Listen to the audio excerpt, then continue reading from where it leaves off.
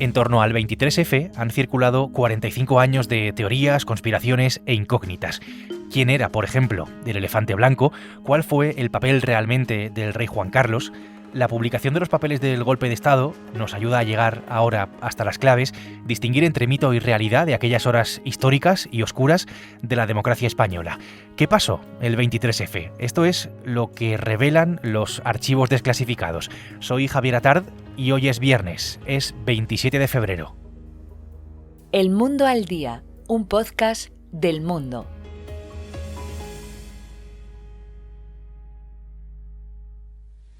La continuidad de una obra exige un cambio de personas, y yo no quiero que el sistema democrático de convivencia sea una vez más un paréntesis en la historia de España. Tenemos que remontarnos hasta el 29 de enero de 1981, día en el que dimitió Adolfo Suárez. Lo hizo 25 días antes exactamente del golpe de Estado, con un discurso que creo que merece bastante la pena volver a escuchar con atención hoy en día. ¿Quién sabe si aquello desactivó algo más grande? ¿Quién sabe lo que pretendían exactamente los golpistas? Si era un golpe de mano, si era cortar el proceso autonómico o si era, como parece, pues hacer descarrilar la democracia.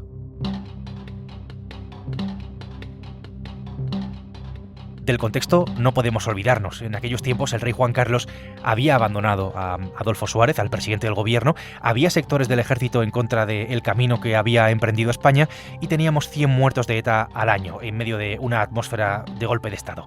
Había mucha gente en eso de cómo echar a Suárez, pero esto no es una clase de historia, ni lo pretende, ni siquiera una revisión. Vamos a analizar lo esencial, básicamente, de lo que dicen todos esos papeles desclasificados.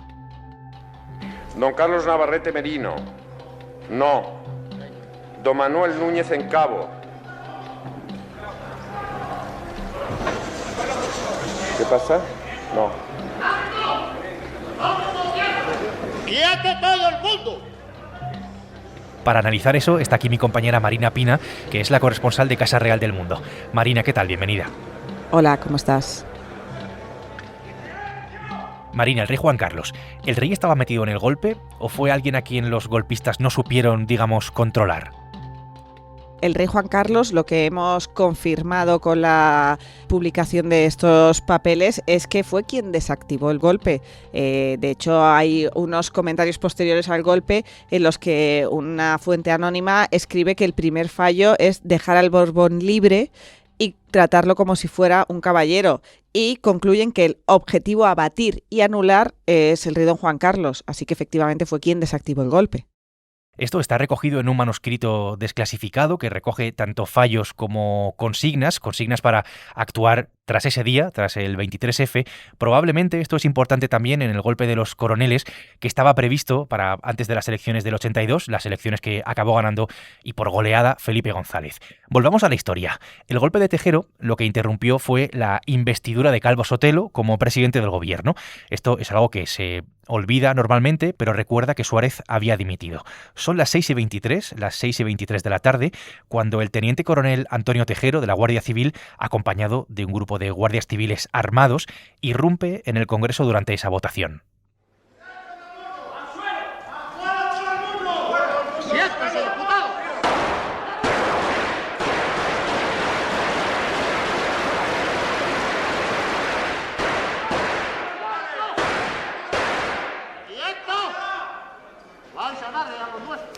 Lo que pasa ahí dentro es algo que sabemos. Esa ráfaga de disparos, los diputados que se tiran al suelo y tres personajes clave. Adolfo Suárez, sentado entre un mar de escaños vacíos, en el que solo le acompaña Santiago Carrillo, que es el líder del Partido Comunista, y Gutiérrez Mellado, que es vicepresidente y teniente general del Ejército. Esto es muy importante. De pie, enfrentado a los golpistas, incluso físicamente, que lo intentan tirar al suelo. Eso, insisto, pues lo hemos visto todos. Pero ¿qué hay de lo que no hemos visto? Los papeles, hay que decirlo, no ofrecen demasiada novedad. Ahí está el papel decisivo de Juan Carlos I. Pero quiero saber, Marina, si el golpe fue algo improvisado, fue algo que llevaba tiempo fraguándose y preparándose, si es que se le fue de las manos a unos militares, si es que esperaban que el rey lo apoyara directamente o que por lo menos mirara para otro lado. El golpe es una operación totalmente coordinada que salió mal porque ellos creían, probablemente intoxicados por el general Armada, que el rey Juan Carlos iba a apoyar el golpe, o quizás no apoyar, sino mirar para otro lado. No sabemos si el rey Juan Carlos, para contar con la complicidad de algunos generales franquistas, pues quizás fue laxo en sus opiniones en algún momento, eso no lo sabemos, pero sí que desde al menos noviembre de 1980, como se ve en un documento anónimo, ya hay un esquema que dice panorámica de las operaciones en marcha para derrocar ese gobierno que no les parecía bien. Entonces clasifican operaciones civiles, en operaciones militares y operaciones mixtas cívico-militares. Hay papeles donde se reparten un posible gobierno con el general Armada al mando. Incluso hay teorías que dicen que el general Armada llevaba un discurso de investidura una vez tomado el Congreso. Entonces sí, estamos hablando de una operación que por lo menos se preparó durante un año entero.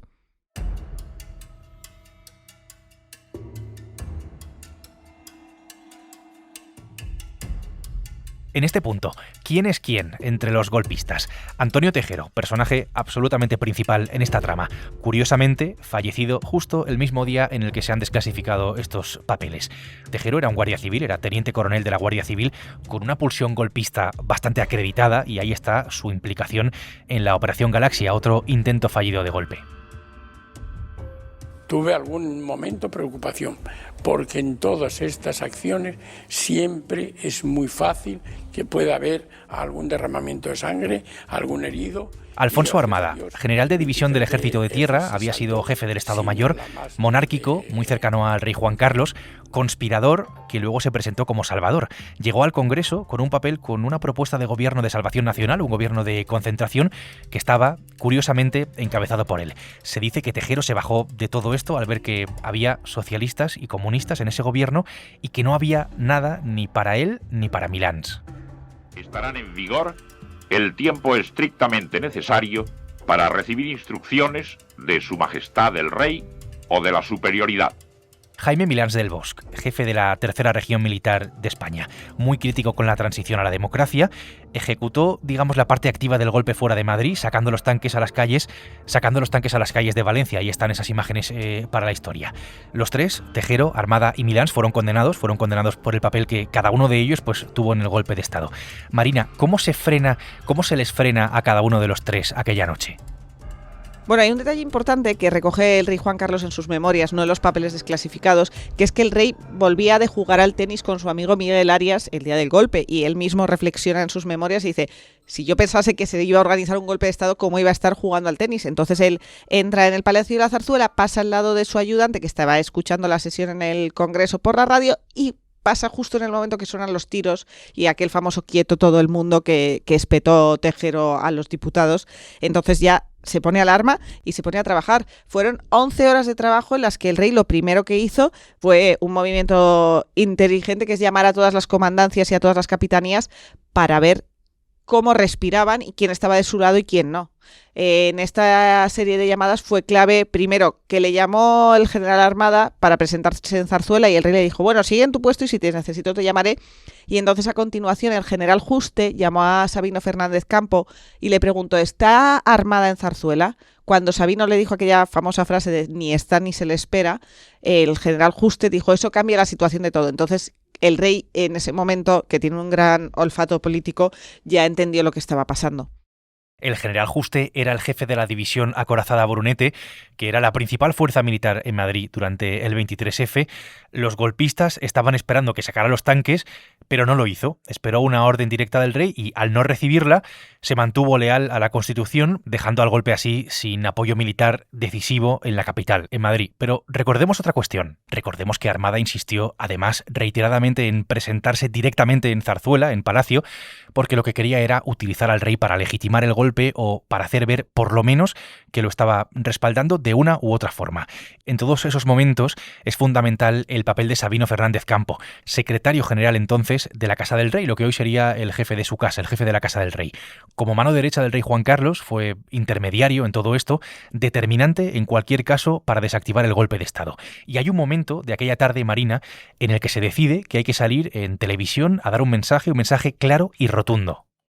primer punto que a mí me parece interesante es que a las 7 de la tarde el rey Juan Carlos dijo hay que enviar un mensaje a la nación, y fue cuando llamaron a la televisión y vieron que la televisión estaba tomada por un capitán que cuando Sabino Fernández Campo, que recordemos que era general, le dijo te ordeno que salgas de aquí, dijo yo solo cumplo órdenes de mi coronel, o sea, un capitán que estaba de acuerdo con el golpe de Estado. Entonces ahí descubrieron que la televisión estaba tomada. Luego, a lo largo de esas 11 horas hay 4 llamadas con Milans del Bosch en las que el rey va subiendo el tono con él. La primera llamada dice, cuesta hablar con el tercer regimiento, que es el regimiento de Valencia, que mandaba Milans del Bosch. En otra llamada, cuando Milans del Bosch le informa de que han salido los tanques, los carros de combate a la calle, el rey Juan Carlos le dice que les dé la vuelta, y él dice que no les puede dar esa orden. Y en la última llamada, a las 4 de la mañana, ya el rey, visiblemente enfadado, le dice, esto tiene que parar ya.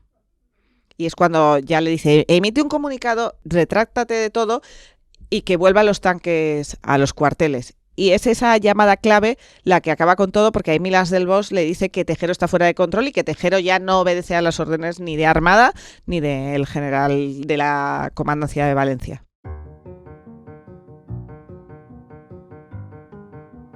La corona, símbolo de la permanencia y unidad de la patria, no puede tolerar en forma alguna acciones o actitudes de personas que pretendan interrumpir por la fuerza el proceso democrático que la Constitución votada por el pueblo español determinó en su día a través de referéndum. La aparición en televisión de El Rey es muy importante. Tampoco tenía muchas opciones, ¿no? O apoyaba el golpe o se ponía en su contra. Con ese mensaje deja claro que no respalda el golpe de Estado, marca la línea a los militares, una línea al lado de la Constitución, y le dice a los españoles que el jefe del Estado está comprometido con la democracia. Hay un momento también clave, que en el momento que consiguen que la unidad que estaba dispuesta en Televisión Española abandone la televisión, en ese mismo momento ya sale un equipo desde Televisión Española hacia Zarzuela para grabar El Rey. Si el rey dio la orden a las 7 de la tarde de que había que mandar un mensaje, logra grabarlo en torno a las 12:30 de la noche. También el rey ahí pudo dar más contexto a los españoles. Y a esa hora salió el mensaje directo para Televisión Española y se emitió a la 1:12. Hay una llamada entre Armada y Tejero a la 1:10 de la madrugada, cuando ya dan todo por perdido. La propia mujer de Tejero dice, le han dejado tirado como una colilla, mi marido es un gilipuertas. Expresa también. Entonces yo creo que ya a las 12 de la noche, si el golpe fue a las 6 de la tarde, fueron 6 horas de tensión, pero a las 12 de la noche estaba más que perdida el intento de golpe de Estado, aunque no se materializara hasta esa madrugada del 24 de febrero, cuando Tejero abandonó el Congreso y firmó aquel papel en un capó de un coche. Buenas noches de nuevo. A la 1:38 nos llega un teletipo de línea y media que dice así: el general Milans del Bosch ha ordenado que se retiren las fuerzas a su mando estacionadas en la vía pública de Valencia. Hemos de añadir también una noticia que complementa... La historia nos la sabemos. El golpe fracasa, los tanques vuelven a los cuarteles, Tejero se rinde y los diputados son liberados después de 18 horas de encierro en el Congreso. Ahora, 45 años después, el gobierno lo que ha hecho ha sido desclasificar los archivos de aquel día. Un conjunto de 153 documentos de los ministerios de Defensa, Interior y Exteriores y de los propios archivos del CSID. El CSID es el antiguo servicio de inteligencia, incluyendo informes, transcripciones y manuscritos, relacionados con el golpe de Estado. No sé cómo consideran que les ha salido esta jugada en el gobierno, pero esto es fundamentalmente lo que dicen los papeles sobre el papel, en este caso del rey Juan Carlos, sobre cómo se preparó el 23F, el golpe de Estado, y cómo se desactivó también todo aquello. Después de todo esto, Marina, con la desclasificación de los documentos, con lo que has contado, con lo que estás explicando, la pregunta es, ¿y ahora qué? Bueno, pues ahora habrá que ver si el gobierno desclasifica más. Al final de los documentos, que son públicos y cualquier ciudadano los puede consultar en la web de la Moncloa, pone que si algún ciudadano encuentra un documento o echa en falta un documento, que escriba para pedirlo. Es verdad que la desclasificación no ha sido completa, faltan llamadas que todos sabemos que estaban interceptadas y pinchadas, no se han transcrito esas llamadas, entonces yo echaría de menos una desclasificación completa del 23F, creo que acabará llegando. Y hay otro actor, que es el rey don Juan Carlos. Creo que su figura ha salido reforzada para, obviamente, las personas que mantienen y alimentan la teoría de la conspiración de que el rey don Juan Carlos estuvo involucrado en el golpe. Creo que no cambia nada. Pero para aquellas personas que tenían el convencimiento de que don Juan Carlos frenó el golpe, se ha reforzado esta teoría porque los documentos oficiales así demuestran que don Juan Carlos paró el golpe. Ha habido un movimiento del Partido Popular diciendo que quieren apoyar la vuelta de don Juan Carlos a España. A ese movimiento se ha sumado Félix Bolaños, ministro de la Presidencia, diciendo y recordando que el rey Juan Carlos puede vivir en España. Y esto es importante recordarlo. El rey Juan Carlos, por supuesto, puede vivir en España siempre y cuando, como todos los ciudadanos españoles, cumpla con las normas españolas y tribute en España. Entonces, ¿esto va a facilitar una vuelta del rey Juan Carlos a España? Pues es que es él quien tiene que decidir si quiere venir a España o no. Una decisión pues que depende única y exclusivamente de él. Ya sabe lo que tiene que hacer si quiere volver a España. Marina, gracias. Gracias por esta conversación, gracias por todo lo que nos has contado y gracias por explicarnos lo que dicen esos papeles de lo que pasó el 23F. Gracias a ti. Marina Pina ha sido quien ha hecho posible este episodio del Mundo al Día, que ya sabes que es un podcast que puedes escuchar todos los días en elmundo.es, en las principales plataformas de audio en las que si quieres nos puedes seguir y también a través de la radio digital, por supuesto, en el canal del Mundo.